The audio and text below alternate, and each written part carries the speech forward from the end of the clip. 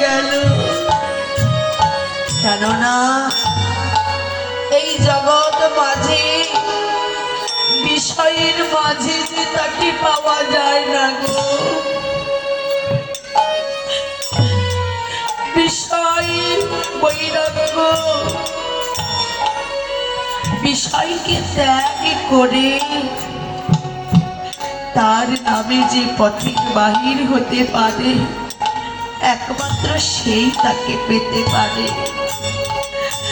এমন আমরা অনেক অনেক ভক্তের কথা শুনেছি, যেমন সর গোস্বামী রয়েছে,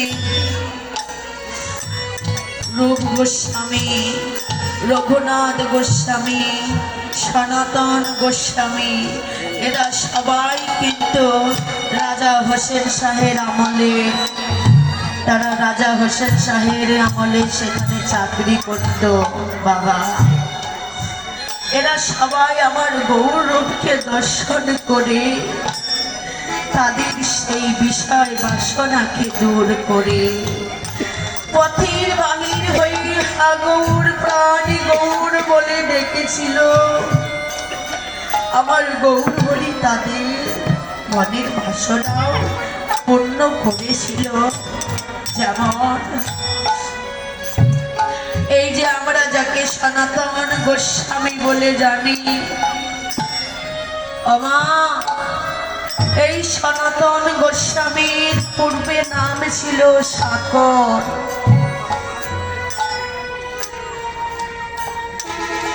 সাকর মল্লিক নাম ছিল তার। সে রাজা হোসেন শাহের আমলে রাজা হোসেন শাহের মন্ত্রিত্ব করত।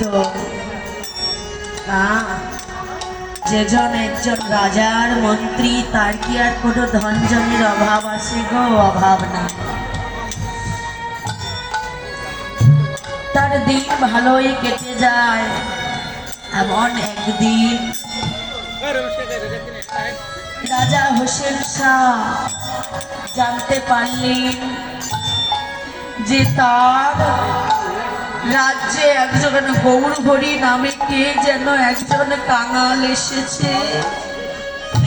সে সবাইকে কাঙাল করে দিচ্ছে। সে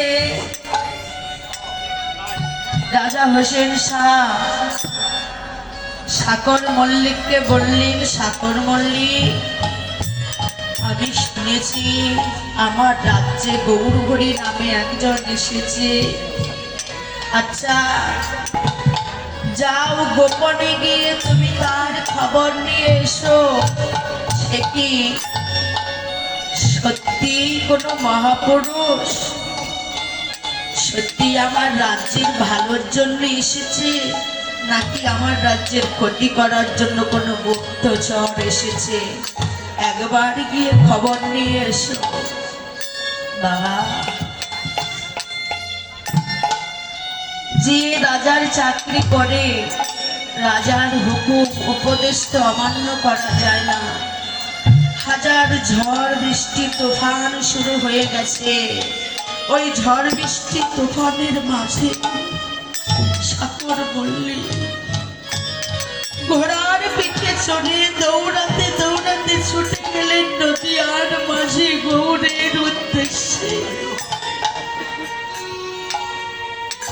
গৌর হরির উদ্দেশ্যে যখন ছুটে গেলেন,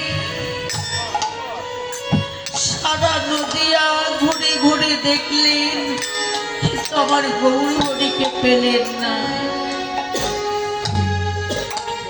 গৌর হরির খোঁজ না পেয়ে কি করলেন, সাকর মল্লিক যখন ফিরে আসছে এমন সময় দেখলেন শ্রীবাসের দুয়ারের দ্বার বন্ধ করা। শ্রীবাসের দুয়ারের দ্বার যখন বন্ধ করা দেখেছে, গুটি গুটি পায় শ্রীবাসের দুয়ারে গিয়ে ওই দরজায় কান পেতে শুনছে কে যেন অনেকগুলি লোকের আওয়াজ শোনা যায়। এমন ভাবে কর্ণ পেতে শুনছে, সেখানে আমার গৌর হরি তার অন্তরঙ্গ ভক্ত নিয়ে শ্রীবাসের আঙিনায় নাম করছে। বাবা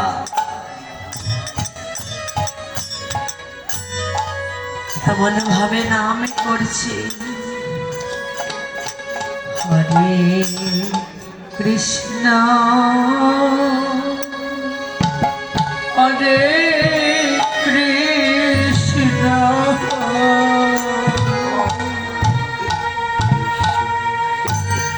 কৃষ্ণ কৃষ্ণ হরে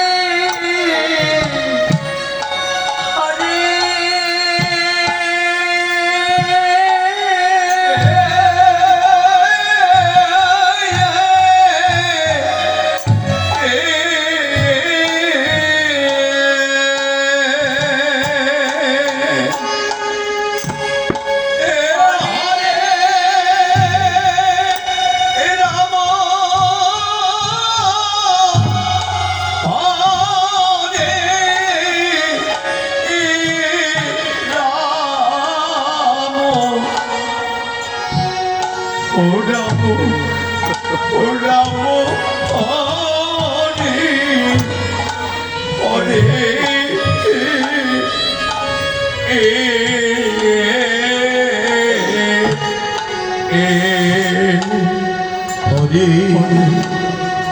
কৃষ্ণ হরে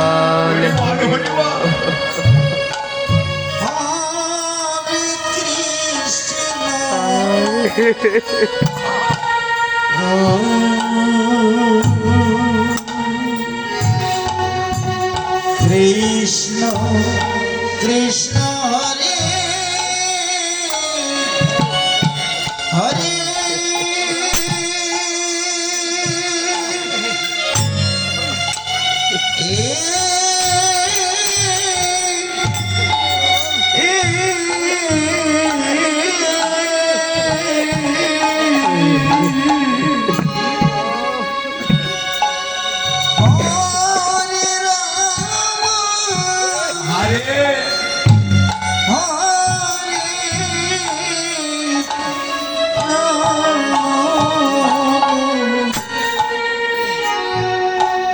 রাম রাম হরি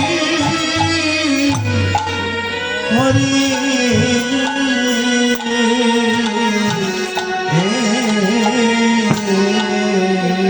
হরে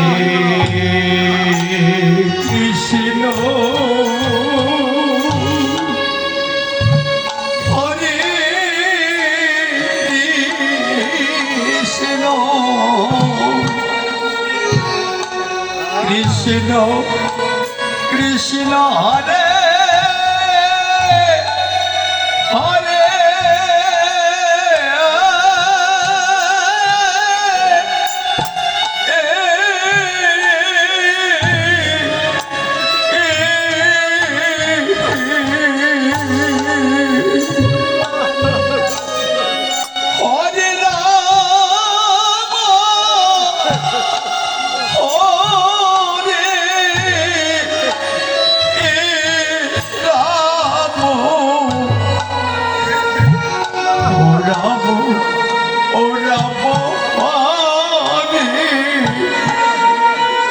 হরে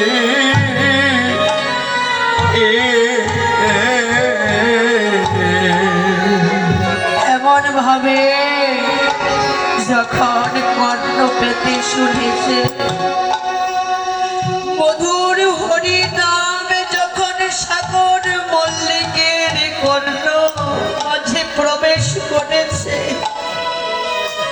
সাগর মল্লিক যেন আর স্থির থাকতে পারছে না, দরজায় ধাক্কা দিয়ে বলছে, কে গো তোমরা এমন ভাবে মধুর নাম করেছ, একবার দরজা খুলে দাও, আমরা যে তোমার ওই মধুর নামের বড় কাকা। এমন মধুর নাম সে আগে কখনো কোনো দিন শ্রবণ করি না বাবা।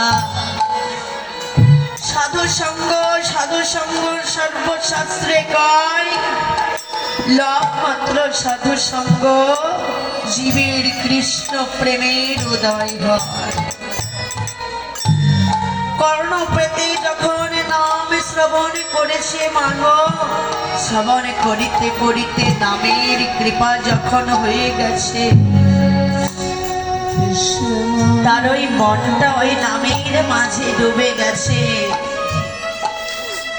যখন দরজা খুলে দিয়েছে,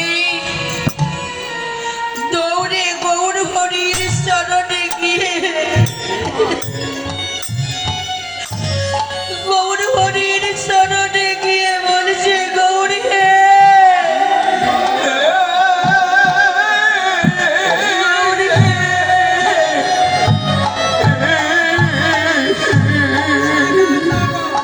গৌরী হে, তুমি কৃষ্ণে যাকে পাওয়ার আসে জগতের জীব, দিবানিশি দুটি নয়ন জড়িয়ে কাঁদে, যাকে পাওয়ার আসে জগতের জীব, সকল বিষয় বাসনাকে দূর করে পথের বাহির হয়ে যায়, যাকে পাওয়ার আসে রাজা তার রাজত্বকে ত্যাগ করে ভিখারি হয়ে যায়। গৌর হরি বলো না তুমি কিসে? হরি হরি বল, হরি বল।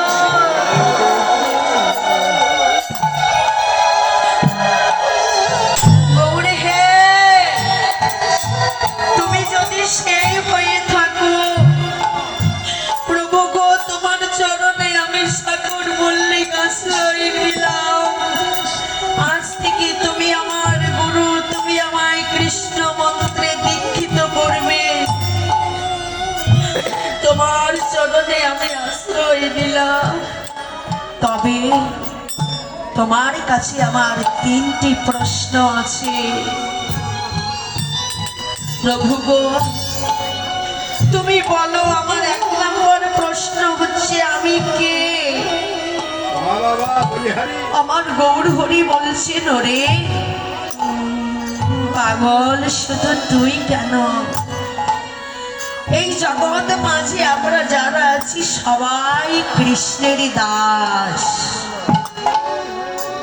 আমাদের একটি পরিচয়, আমরা কৃষ্ণেরই দাস।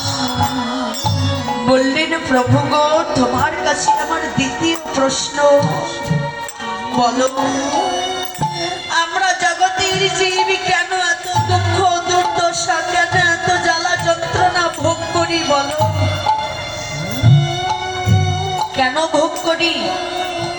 গৌর হরি বললেন, ওরে আমরা কলির জীব, আমরা নিত্য কৃষ্ণ দাস।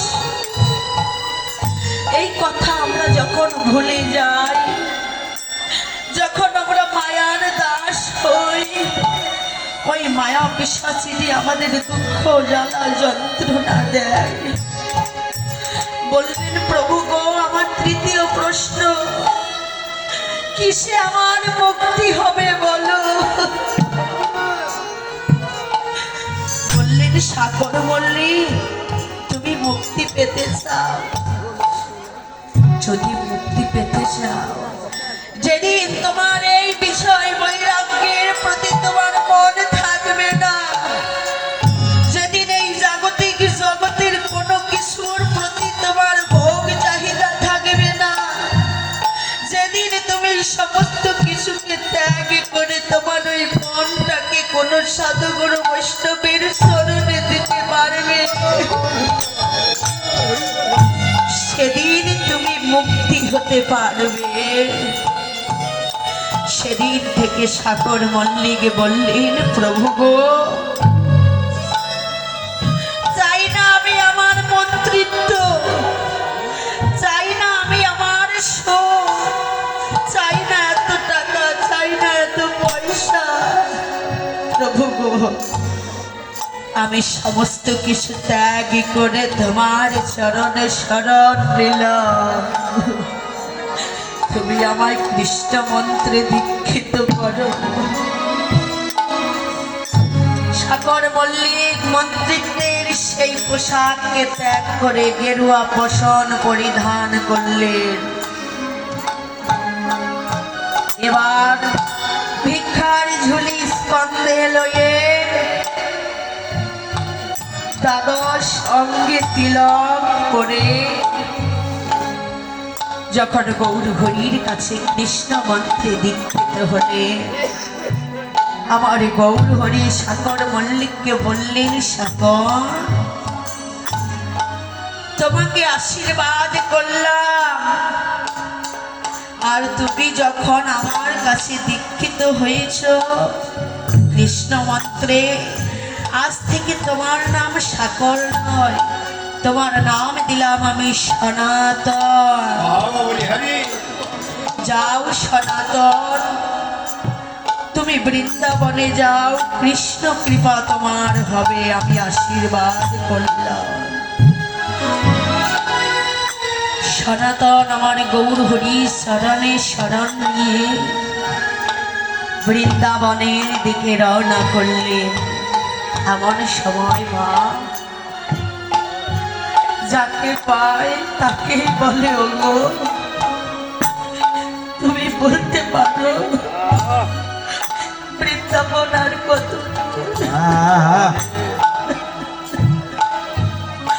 ওগো একবার আমায় বলে দাও বৃন্দাবন আর কত দূর?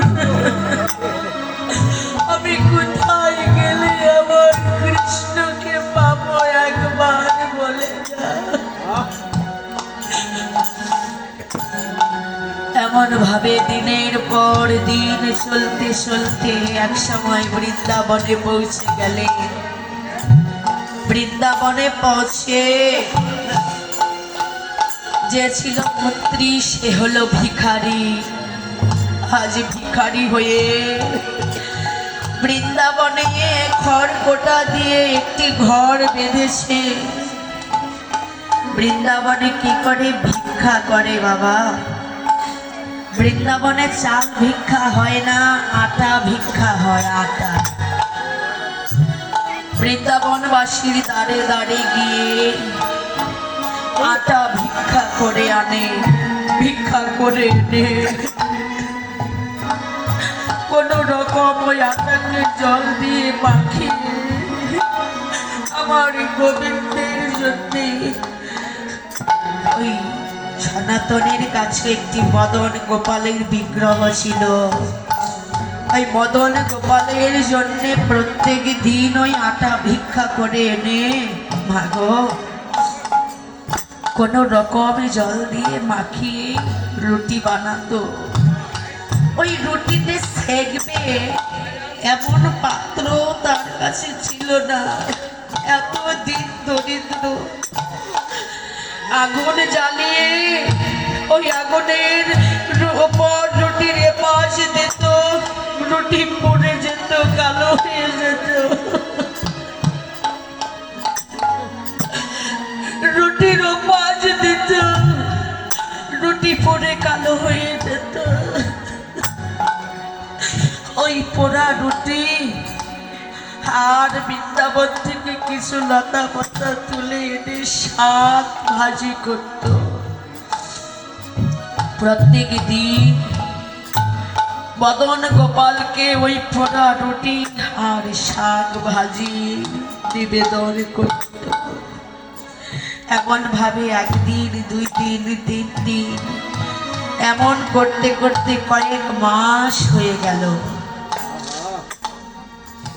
এক সময় সনাতন আর চলতে পারে না, মদন গোপালকে শিয়রে রেখে সনাতন ঘুমাইছে।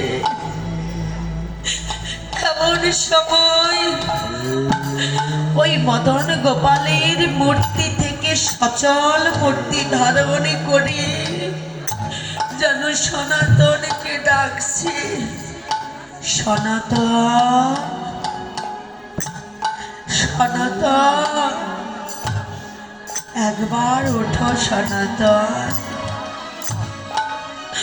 সনাতন ঘুম থেকে উঠে বলছে, কে এমন করে মধুর সুরে আমায় ডাকলো? আগে তো কোনোদিন আমি এমন মধু মাখা নাম, মধু মাখা সুর আমি শুনতে পাইনি। কে এমন করে ডাকলো? মদন গোপাল বলছি, সনাতন, সে দেখো আমি। তুমি যাকে পাবার আসে, তোমার মন্ত্রিত্বকে ত্যাগী করে তুমি ভিখারির বেশ নিয়েছো। অসনাতন, সেই মদন গোপাল আমি তোমাকে দেখতে এসেছি, তোমাকে একটি কথা বলতে এসেছি। সনাতন বলছে, প্রভু গো, প্রভু তুমি এসেছো, আমার মতো তিন দয়াল কাঙালির ডাক তুমি শুনেছ। প্রভু গো, তুমি বলো আমি কি দিয়ে তোমার সেবা করতে পারি, বলো। সেদিন মদন গোপাল বলছি, সনাতন, তুমি আমায় প্রত্যেক দিন পোড়া রুটি সেবা দাও, প্রত্যেক দিন শাক ভাজি দাও, পোড়া রুটি দাও, কিন্তু আমার কোনো দুঃখ নাই সনাতন। কিন্তু সনাতন রে, তুমি যে ওই শাকের মাঝে একটু লবণও দিতে পারো না। তুমি কি জানো না, ওই লবণবিহীন শাক আমার ভালো লাগে না। ও সনাতন, সনাতন কেঁদে কেঁদে বলছে, প্রভু গো, আমি যে শাকের মাঝে লবণ দেব এমন অর্থ তো আমার নেই, এমন সামর্থ্য আমার নেই, আমি কেমন দেব? তবে প্রভু গো, তোমার এত দুঃখ কষ্ট আমার সহ্য হয় না প্রভু। ও প্রভু, আজ তুমি বলছো লবণবিহীন শাক তোমার ভালো লাগে না, কাল তুমি বলবে আমার পোড়া রুটি ভালো লাগে না, পরশু তুমি বলবে যে আমায় রাজভোগ এনে দাও। প্রভু গো, এতই যদি ভালো ভালো সেবার ইচ্ছা ছিল, তাহলে যেদিন আমি মন্ত্রী ছিলাম, যেদিন আমার কাছে টাকা ছিল, পয়সা ছিল, সেদিন তুমি কেন আমার কাছে এলে না? আজ আমি দিন ভিখারি কাঙাল, আমার যে দেওয়ার মতো কিছু নাই, আজ তুমি আমার কাছে এসেছো। প্রভু যাও, তুমি চলে যাও, আমার এত দুঃখ এত কষ্ট ভালো লাগে না। সেদিন গোপাল যেন পরীক্ষা করছে, ওরে আমি যে তোকে পরীক্ষা করলাম, তুই আমায় কতটা ভালোবাসিস। সনাতন, আমি রাজভোগ চাই না রে, আমি রাজভোগ চাই না, আমি ওই ভালো ভালো সেবা দ্রব্য চাই না, আমি চাই কোন ভক্ত জানিস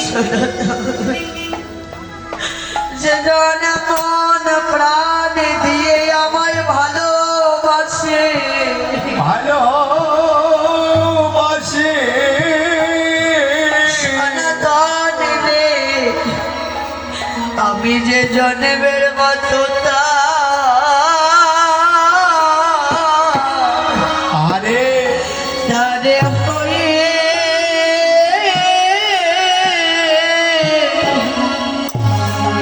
তার হয়ে যাই রে।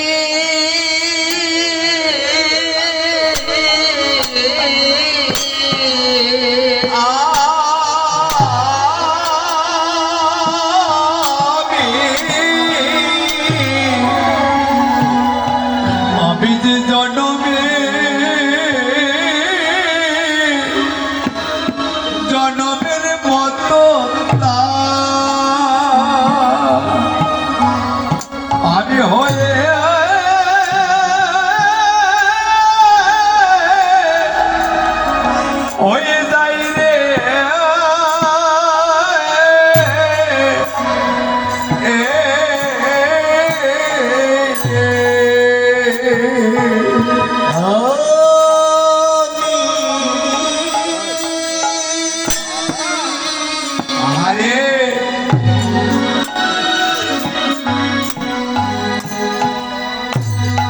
যে জন্মের মতো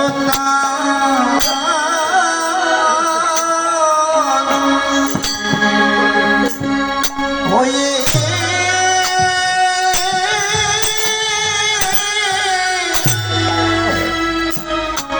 হয়ে যাইবে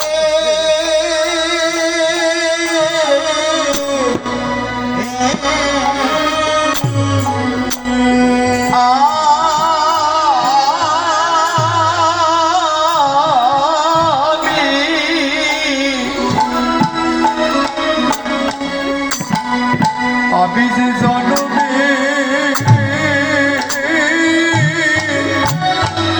জন্মের মতো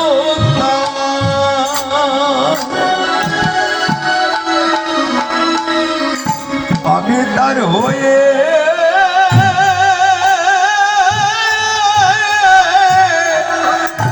হয়ে যাই রে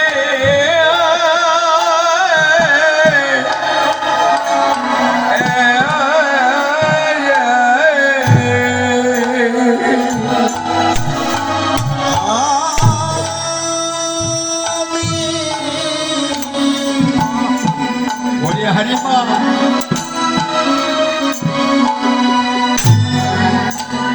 আমি যে জন্মের মতো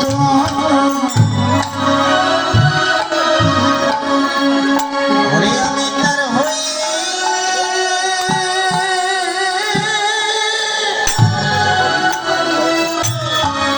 হয়ে যাই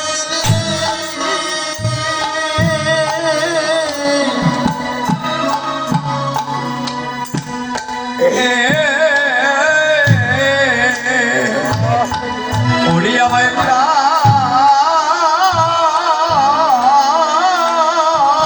দিয়ে আমায় ভালোবাসে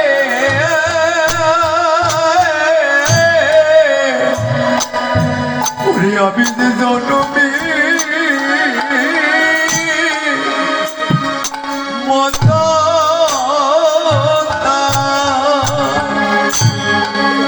তার হয়ে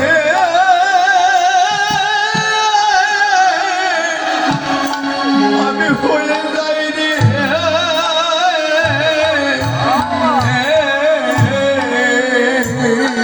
হচ্ছে জান নয়ন জানে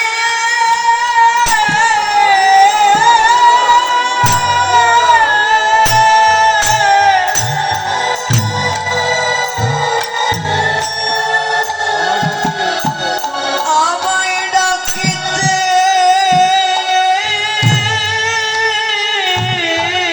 পারে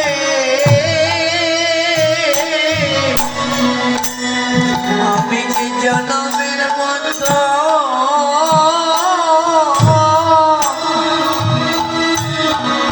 অতার হয়ে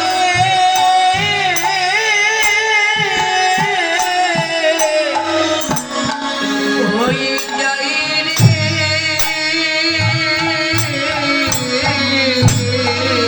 ওরে নয়ন জলে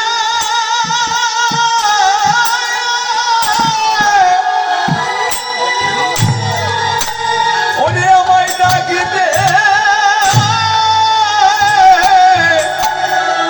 পারে রে